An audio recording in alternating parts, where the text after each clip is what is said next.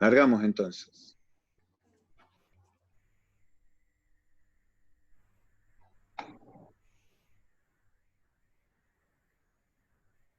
Cuando quieras. Siguiente, a ver. Dale, dale. Va a estar difícil, pero bueno. Dale, María, bueno, la verdad que no sé. Bueno, vamos a, quizás la próxima cosa. Dale. Si no, si vos no podés hablar, yo invento, no te preocupes.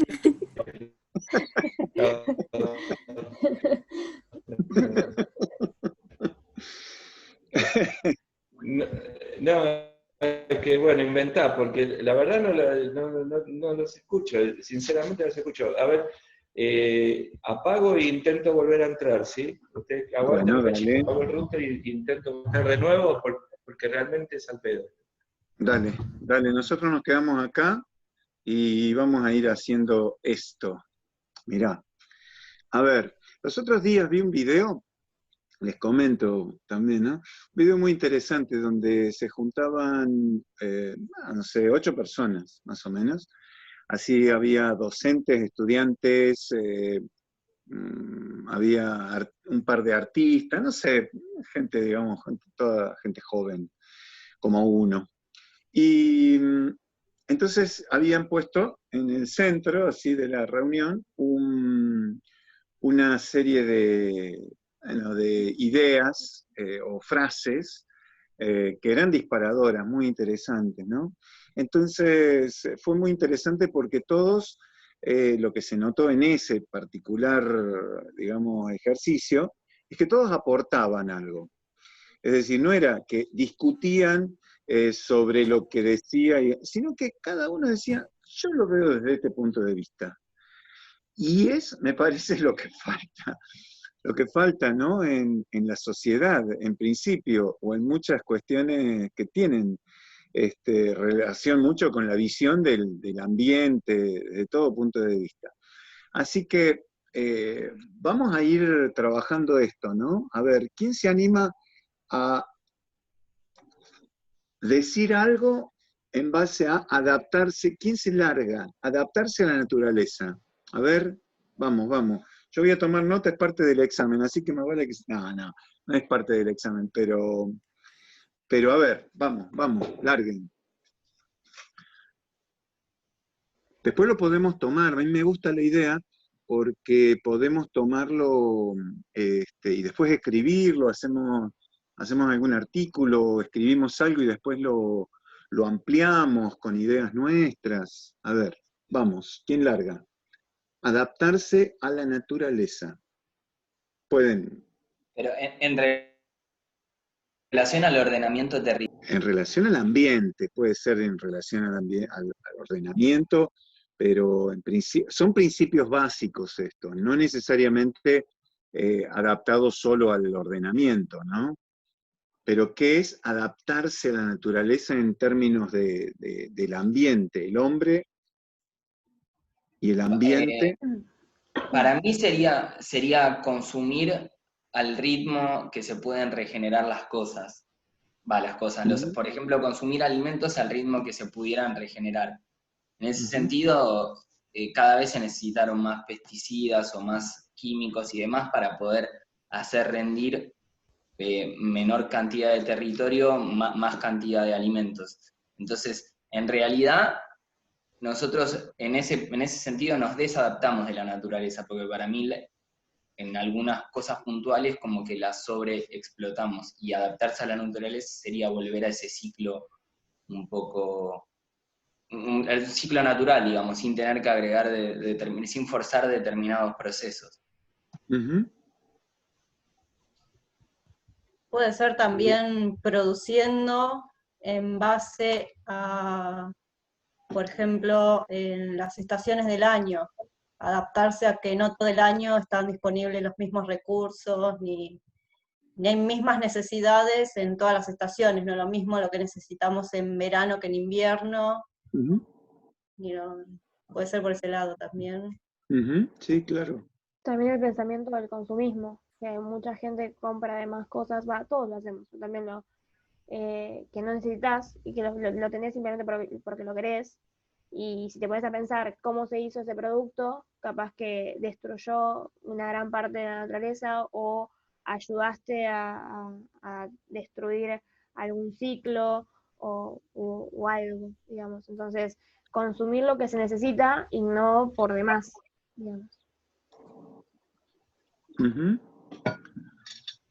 Vamos, todos digan algo un poquito, todos y todas digan algo un poquito.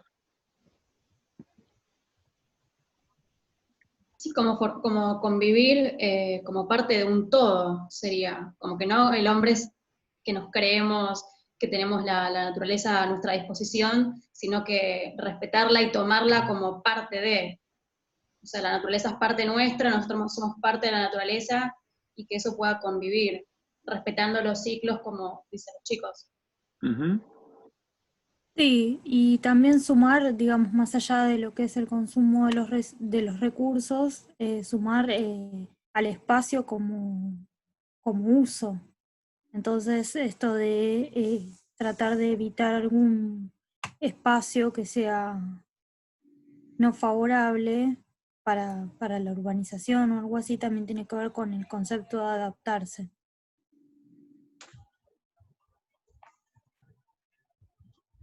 Muy bien. ¿Quién más? Te aparezco los curas, ¿viste? Cuando te vas a confesar. ¿Qué más? ¿Qué más? A mí ¿Algún también, otro que largue sus pecados? a mí también me parece que el hecho de adaptarse a la naturaleza, y justo retomando lo de los espacios, tiene que ver también con el tema de la reproducción. O sea, hay que pensarlo en el sentido de, por ejemplo, no puede ser que China e India tengan la cantidad de habitantes que tienen en comparación al resto de los países del mundo. Es decir, hay que pensar que el espacio físico es finito ya en algunos lugares, entonces hay que pensar qué le queremos dejar a las futuras generaciones. Sí, está bueno, está bueno. Miren la cantidad de ideas que van saliendo, ¿no? A ver, ¿quién más? ¿Quién no habló?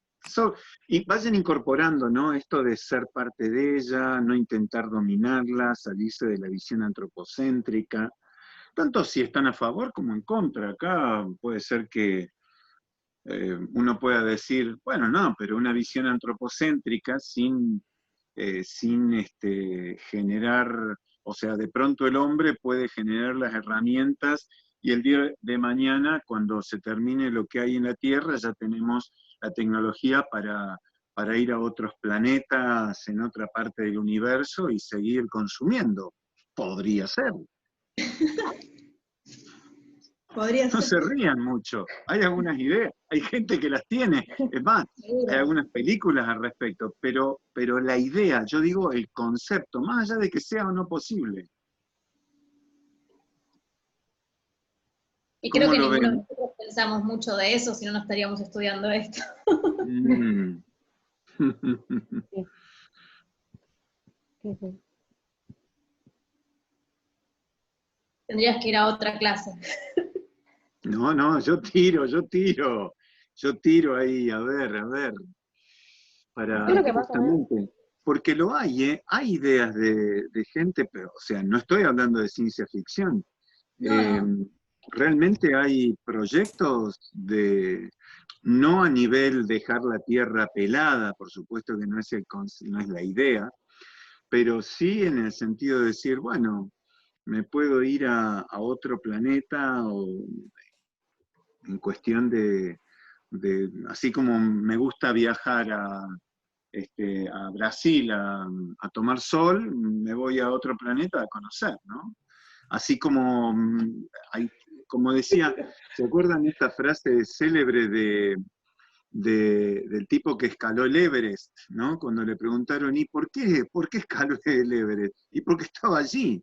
Uh-huh. Es como eso, es decir, estaba ahí y había que escalarlo. Yo quería escalarlo y lo hice. Y otros que lo hacen sin oxígeno o lo que sea. Fer, estábamos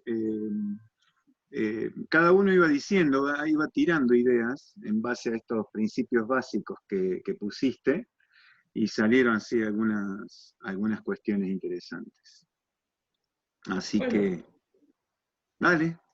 ¿ahora No se sé escucha quién bien? quedó ahí. Bueno, a lo largo de la clase van a ir aportando, ¿no? Bueno, sí, en principio la idea de estos principios básicos es combatir un poco la visión antropocéntrica dominante, digamos, ¿no? Combatir. El tipo ya, yo tiré todo así, flores, y el tipo a combatir. Bueno, las flores, lo tuyo son las flores, los míos es otra cosa. Algunos tiran flores, otros tiran piedra. Sí, Eso bueno. es así, la vida es así. ¿Viste lo que es? Así que bueno, no voy a decir más nada, me voy a quedar ahí, ¿no? Lo voy a dejar ahí. Ya nos conocen, así que podemos hablar todo. Bueno, pero se está grabando, ¿viste? Después no sabes, ¿viste? Las grabaciones nunca sabes dónde terminan.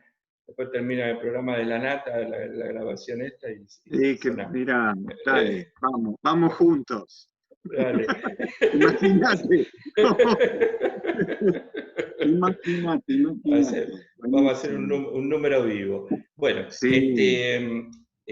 no, pero también es importante porque tiene que ver con el tema del objetivo de la clase de hoy, que es hablar un poquito del tema del ordenamiento territorial, que precisamente a lo que apunta el ordenamiento territorial es a una adaptación a la naturaleza, no al manejo de la naturaleza, que justamente ustedes han estado viendo en los distintos riesgos y en particular en lo que son los peligros y los riesgos geológicos y naturales. Generalmente la tendencia es trabajar sobre medidas de tipo estructural. ¿Recuerdan? Que había dos formas de mitigar los efectos de los peligros naturales. Medidas de tipo estructural y medidas de tipo no estructural. Las medidas estructurales iban sobre el peligro en sí. A veces también para reducir la vulnerabilidad, pero en principio iban a trabajar sobre el peligro. O sea que eran obras, realmente eran obras de infraestructura, que lo que buscaban era controlar de alguna manera a la naturaleza. Precisamente las medidas no estructurales no buscan controlar la naturaleza, sino que buscan controlar la ocupación del territorio y adaptar las actividades humanas a las características del medio natural. Es precisamente lo contrario, desde el punto de vista de la filosófico, como podría decir, y de la aproximación.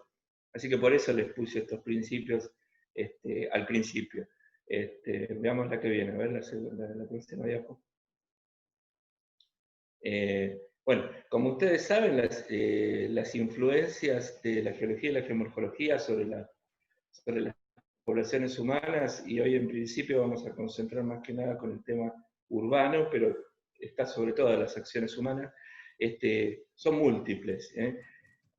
Están los aspectos geotécnicos, piensen ustedes que todas las actividades humanas se realizan sobre un sustrato de tipo geológico, así que controla, digamos, desde el punto de vista del sustrato, los peligros geológicos, la circulación del agua, la disponibilidad del agua, la dinámica geológica, geomorfológica, erosiva, deposicional, a ver la que viene, la característica de los suelos, en cuanto a la productividad de los suelos, la inestabilidad de las pendientes, la disponibilidad y el uso de los materiales de la construcción, y todo lo que tiene que ver con las materias primas de origen geológico, mineral, hidrocarburos. O sea que son múltiples las influencias. Sin embargo, en líneas generales, en la planificación los componentes geológicos no son tomados en cuenta en general. No solo en nuestro país, en ningún lado, mayormente no son tomados en cuenta. Como otras disciplinas también, no es que solamente sea un problema de la geología, pero generalmente no son tomadas en cuenta. A ver la que viene.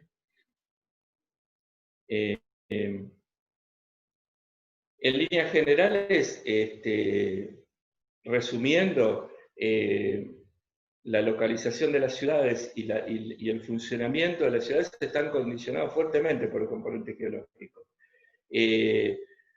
Tanto, digamos, desde el punto de desde el punto de vista geológico, como desde el punto de vista social y socioeconómico, obviamente. En muchos casos las ciudades se establecieron en función de aspectos geológicos, originariamente. ¿Cuál es la localización principal de las ciudades? Ya lo hemos charlado esto, en general, ¿se acuerdan? Como criterio así por el cual se ponían las ciudades donde se pusieron originariamente. Cerca de los cursos de los ríos, en las planicies aluviales. Sí, o en las terrazas, si está mejor puesto, pero sí, la proximidad a los cursos fluviales, digamos, ¿no? Ese es uno de los criterios centrales. Piense que la mayoría de las grandes ciudades están generalmente a orillas de cursos fluviales. París, Londres, Roma, Beijing, un montón de ciudades grandes. Buenos Aires podríamos decir que también, pero en realidad estamos al lado de un estuario, no al lado de un río, pero bueno, es parecido. A ver, baja un cachito, ¿verdad que bien?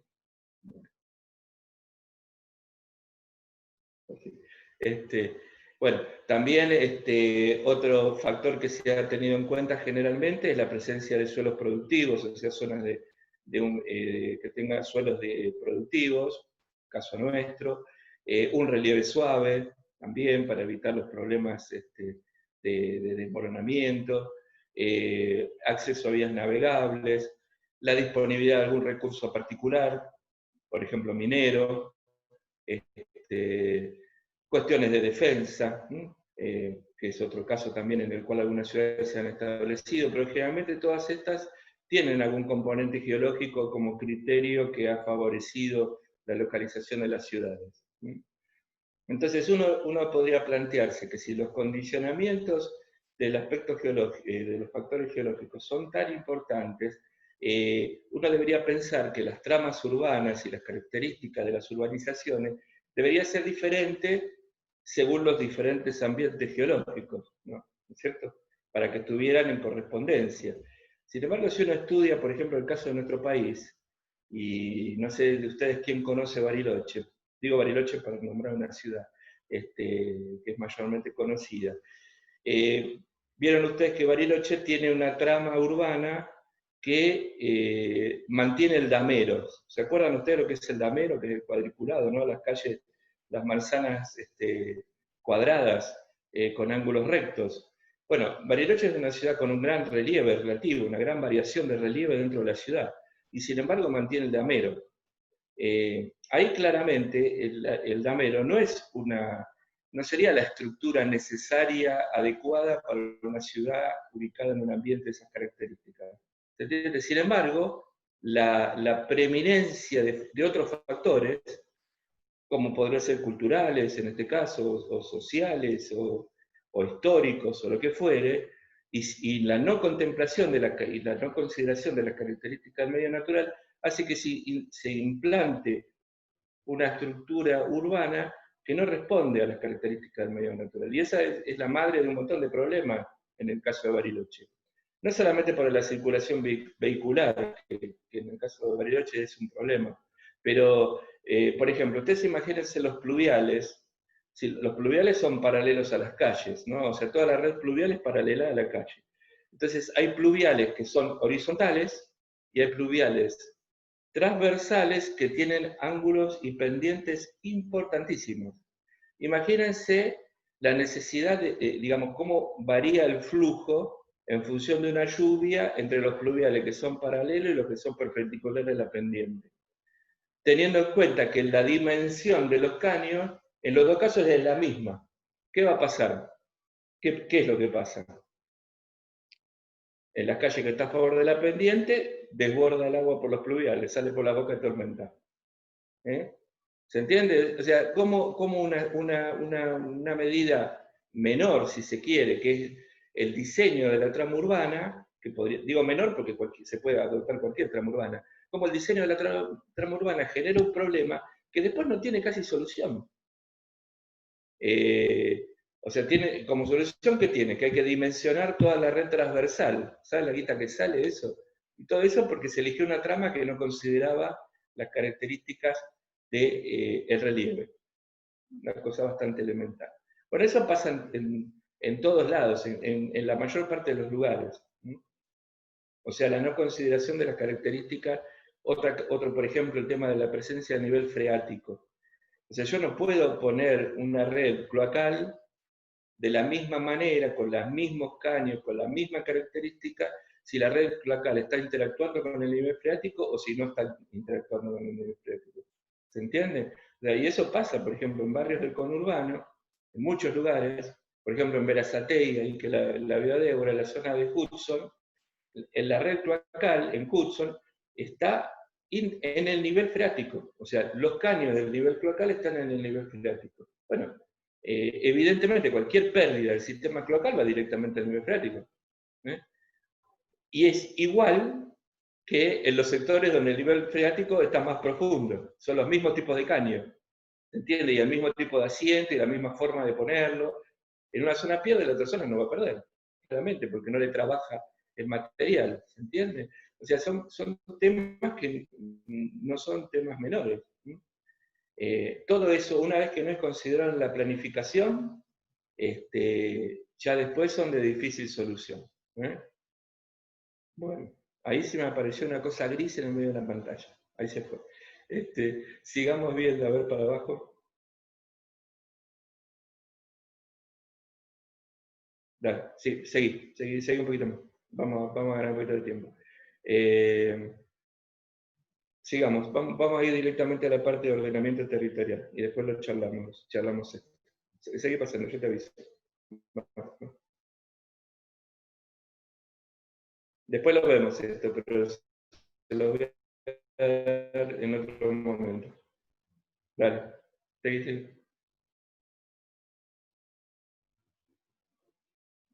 Ahora va a venir. Bueno, ahora, la que viene abajo. Ahora vamos a ver un poquito entonces el tema del ordenamiento territorial. Vamos con esto y después, en todo caso, charlamos lo anterior. Por ejemplo, en el caso del área metropolitana bonaerense, ustedes saben que el área metropolitana ha crecido sin el establecimiento de ninguna pauta de ordenamiento territorial. En general, en el caso del área metropolitana no ha existido. O sea que ese crecimiento ha sido desordenado, absolutamente desordenado, ha tenido, digamos, que si un municipio ha tenido ciertos parámetros, otro municipio otros, la ciudad otros, la provincia otros, aparte cada jurisdicción con sus características, sin compatibilizar las características del medio natural entre jurisdicciones, lo que lleva a problemas importantísimos. Por ejemplo, la localización de toda la zona industrial de Quilmes, aguas arriba de los ríos de los arroyos que van a atravesar después Avellaneda, por ejemplo. Piensen eso, ¿no? Ustedes, los que sean de Avellaneda, los que sean de Quilmes, piensen que el parque industrial de Quilmes, la zona más industrial de Quilmes, está aguas arriba de Avellaneda. O sea que todos los arroyos, por ejemplo, el que pasaba, ¿se acuerdan? El que pasaba por atrás de la UTN, que pasaba canalizado por la UTN, tiene sus nacientes en el Parque Industrial de Avellaneda, de Quilmes. O sea, esos son aspectos que, al no ser considerados luego, son muy difíciles de solucionar, ¿sí? O irresolubles. Entonces, la necesidad del ordenamiento territorial lo que hace es que no corre atrás del problema. O sea, el ordenamiento territorial lo que hace es plantearse a priori la posibilidad de un problema y entonces intentar evitarlo antes de hacer la acción. ¿Entiendes? O sea, en vez de correr atrás del problema y tratar de solucionarlo siempre yendo atrás, la idea del ordenamiento es preverlo y a partir de eso tratar de evitarlo de entrada. Eso a veces genera más costos en el primer momento, pero a la larga siempre, desde el punto de vista económico, incluso también es rentable. Quizás la inversión inicial es mayor, pero después a la larga es rentable, porque ya no se corre atrás del problema, de la solución. O sea, la típica política de apagar incendios, ¿no? Que es la típica política que se tiene en el tema ambiental en líneas generales, no solamente en nuestro país, sino en el mundo. Que siempre corre atrás del fenómeno. A ver la que viene. La próxima. La que viene.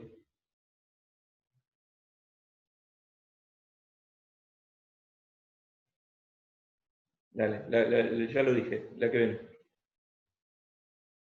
Bueno, entonces, lo que aparece como algo fundamental es el tema de la planificación. O sea, es necesario avanzar en una planificación que en general no es la característica de la política nuestra. Esa planificación, entonces, lo que permitiría, y lo que debería permitir, es orientar y organizar el desarrollo de las comunidades, digamos, teniendo en cuenta las características del territorio y de la población que los ocupa, ¿sí? O sea, la idea es orientar, la idea de la planificación es orientar el desarrollo, en este caso, para contemplar las características del medio natural y las posibles interacciones con las actividades antrópicas. O sea que, sucintamente, si uno tuviera que dar una definición del ordenamiento territorial, sería disponer los usos y la ocupación del territorio según las mayores y menores aptitudes del mismo frente a las distintas acciones posibles. ¿Sí? O sea, es ordenar la ocupación del territorio y el uso del territorio según las aptitudes del territorio. ¿Sí? Y eso implica también tener en cuenta las posibles acciones. O sea, que hay que considerar las acciones por un lado, antrópicas, las aptitudes del territorio y ahí compatibilizarlas. Y en función de esa interrelación entre los dos aspectos, ordenar la ocupación del territorio y el uso. ¿Está bien? Ese sería el ordenamiento territorial. El ordenamiento territorial entonces es la principal forma de mitigación de los efectos de los peligros naturales. Por eso nosotros lo estamos trayendo a colación hoy justamente. A ver la que viene.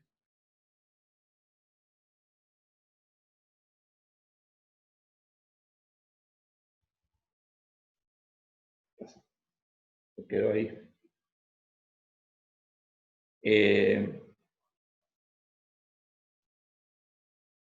¿Esa es?